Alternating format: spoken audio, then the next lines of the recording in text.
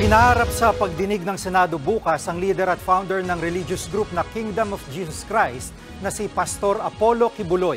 Yan ay para sa pagdinig ng Senate Committee on Women, Children and Family Relations kaugnay ng mga aligasyon ng human trafficking, sexual at child abuse na nangyari sa loob ng nasabing religious group.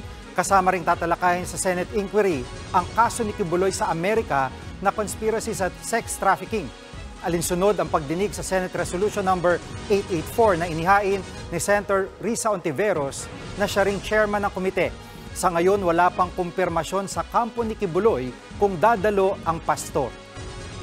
Nagpataw ang National Telecommunications Commission ng cease and desist order laban sa Sunshine Media Network International o SMNI matapos nilang labagin ang kanilang 30-day suspension. Sa inilabas na 6-page ruling, nitong Sabado sana nakatakdang matapos ang suspension ng SMNI. Pero nakatanggap daw ng report ang NTC na nakapag-broadcast pa ang network sa Western Visayas noong December 27 kahit umuusad na ang suspension nito.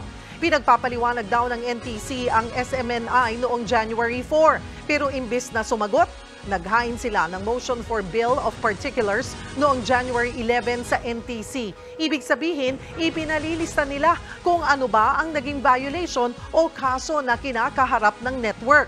Pero dininay ng regulatory body ang inihaing motion ng NTC. Kasabay nito muling pinasasagot ng NTC ang SMNI sa loob ng 15 araw kung bakit nito di nasunod ang suspension order.